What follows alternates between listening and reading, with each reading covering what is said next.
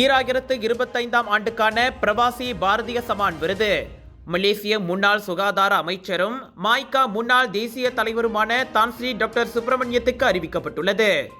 வெளிநாடு வாழ் இந்தியர்களுக்கு இந்திய அரசாங்கத்தால் வழங்கப்படும் உயரிய கௌரவம் இந்த பிரவாசி பாரதிய சமான் விருதாகும். அரசியல் துறையில் அவர் அவ்விருதுக்கு தேர்ந்தெடுக்கப்பட்டுள்ளார். நீண்ட கால பொதுச் சேவை, அர்ப்பணிப்பு மற்றும் இந்திய மலேசிய உறவுகளை மேம்படுத்துவதில் தான்ஸ்ரீ சுப்பிரமணியம் ஆற்றிய நேர்மறையான பங்களிப்பை அங்கீகரிக்கும் வகையில் அவ்விருது வழங்கப்படுகிறது. இந்திய வம்சாவளியினருக்காக ஒடிசா மாநில தலைநகர் புவனேஸ்வரில் நேற்று தொடங்கிய 18வது பிரவாசி பாரதிய திவாஸ் மாநாட்டின் ஒரு பகுதியாக அவ்விருது வழங்கப்படும்.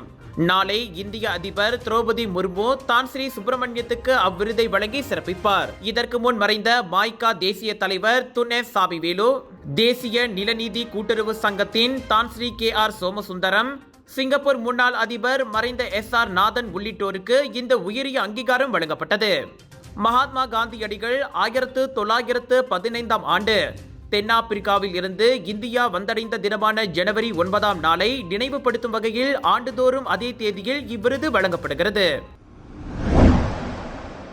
கமாஸ் எனப்படும் சமூக மேம்பாட்டுத்துறை நடத்தி வரும் தபிகா கமாஸ் பாலர் பள்ளிகளை இவ்வாண்டு ஆட்டிசம் குறைபாடுள்ள குழந்தைகளுக்கும் விரிவுபடுத்த அரசாங்கம் முடிவு செய்துள்ளது.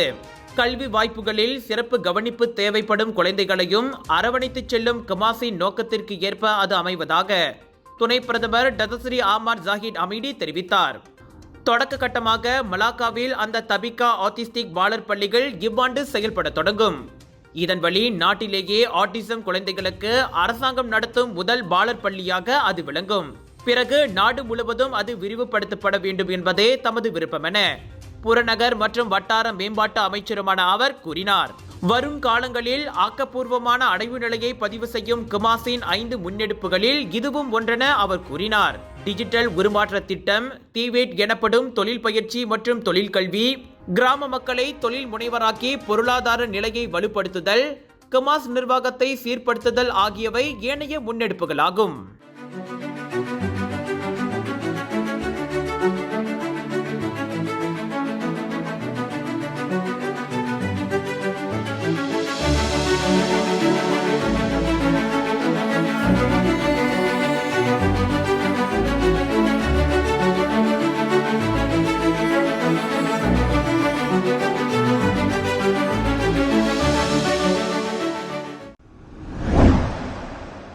சுங்காய் பினாங்கில் உள்ள பினாங்கு LRT கட்டுமான தளம் அருகே இன்று காலை வெடிகுண்டு மிரட்டல் விடுக்கப்பட்டதால் பரபரப்பு ஏற்பட்டது. ஜார்ஜ் டவுன் லுபு சுங்காய் பினாங்கு தூஜோவில் வெடிப்பொருள் போன்றதொன்றை கண்டு பொதுமக்கள் காலை 9:50 மணிக்கு போலீசுக்கு தகவல் கொடுத்தனர். இதையடுத்து வெடிகுண்டு ஒழிப்பு நிபுணர்கள் சம்பவ இடம் வரவழைக்கப்பட்டு காலை 11:50 மணி அளவில் அப்பொருள் செயலிழக்க வைக்கப்பட்டதாக திமோர் லாவோட் போலீஸ் தலைவர் அப்துல் ரோசா முகமது கூறினார். தொடக்க கட்ட விசாரணையில் அப்பொருள் காகிதம், கம்பிகள் மற்றும் சிமெண்டால் உருவாக்கப்பட்டது என்றும் அதில் வெடிக்கும் பொருட்கள் எதுவும் இல்லை என்றும் கண்டறியப்பட்டது. இதையடுத்து அப்பகுதி பாதுகாப்பானது என உறுதிப்படுத்தப்பட்டு நண்பகல் மணி 12:15க்கு மீண்டும் திறக்கப்பட்டது. பொருள் சேதமோ உயிர் சேதமோ ஏற்படவில்லை.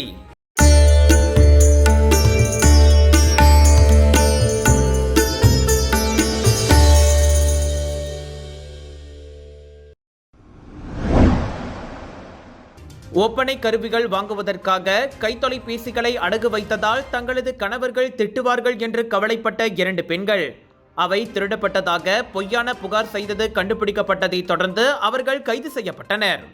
20 மற்றும் 34 வயதுடைய இல்லத்தரசிகளான அந்த 2 பெண்களையும் நேற்று இரவு 7 மணி அளவில் ஆயுதம் ஏந்திய மூவர் கொள்ளையடித்ததாகவும் அவர்களோடு தங்களது 2 நண்பர்களும் கொள்ளையடிக்கப்பட்டதாக சண்டாகான் மாவட்ட போலீஸ் துறை தலைவர் உதவி ஆணையர் அப்துல் ஃபுவாட் அப்துல் மாலே புகார் பெற்றுள்ளார். 2 பெண்களும் தங்களுடைய 2 கைத்தொலைபேசிகள், 136 ரிங்கெட் ரொக்கம் ஆகியவற்றை ஆயுதம் ஏந்திய 3 சந்தேக நபர்கள் கொள்ளையிட்டு சென்றதாக கூறியுள்ளனர். போலீசார் நடத்திய விசாரணையில் 2 பெண்களும் அளித்த சாட்சியம் முரண்பாடானதாகவும் சந்தேகத்திற்குரியதாகவும் இருந்தது தெரியவந்தது. மேலும் விசாரணையில் கொள்ளை நடக்கவில்லை என்பதை கண்டறிந்ததை தொடர்ந்து அந்த 2 பெண்களையும் போலீசார் கைது செய்து தவறான தகவல் கொடுத்ததற்காக குற்றவியல் சட்டம் பிரிவு 182 கீழ் விசாரணை நடத்தி வருகின்றனர். பினாங் கடா பேரா மக்களே, GM இந்தியன்ஸ் பெருமையுடன் வழங்கும் பினாங் குளோபல் பாலிவுட் பஜார் 8 இருந்து 12 ஜனவரி வரை Aeon peak Seberang Jaya Perai Penang viral food ஃபெஸ்டிவலில் 100க்கும் அதிகமான உணவுகள் திரண்டு வாருங்கள், மகிழ்ந்து போவீர்கள். அண்மையில் லோரி ஓட்டுநர் ஒருவரை கொலை செய்ததாக ஆடவர் ஒருவர் மீது குற்றம் சாட்டப்பட்டது. கொலை செய்யப்பட்ட ஷகிரின் முகமது என்பவரின் உடல் கடந்த மாதம் மிர்சிங் ஜலான் ஜமாலுவாங் கஹாங் சாலையோரத்தில் காரின் பின்பகுதியில் இருப்பது கண்டுபிடிக்கப்பட்டது. டிசம்பர் 28ஆம் தேதி விடியற்காலை மணி 6:10க்கும் பிற்பகல் மணி 1:50க்கும் இடையே 28 வயதுடைய ஷகீரனை கொலை செய்ததாக 36 வயதுடைய லோரி ஓட்டுநரான அஸ்புல்லா அடா மீது குற்றம் சாட்டப்பட்டது. மஜிஸ்ட்ரேட் நூர்காலிடா ஃபர்ஹானா அபுபாக்கர் முன்னிலையில் குற்றம் சாட்டு வாசிக்கப்பட்ட போது அதனை புரிந்து கொண்டதற்கு அடையாளமாக அஸ்புல்லா தலையசைத்தார். கொலை குற்றச்சாட்டு உயர்நீதிமன்றத்திற்கு உட்பட்டதாக இருப்பதால் ஹஸ்புல்லாவிடம் வாக்குமூலம் எதுவும் பதிவு செய்யப்படவில்லை. அவர் மீதான குற்றச்சாட்டு பிப்ரவரி 27ஆம் தேதி மீண்டும் மறுவாசிப்புக்கு செவிமடுக்கப்படும்.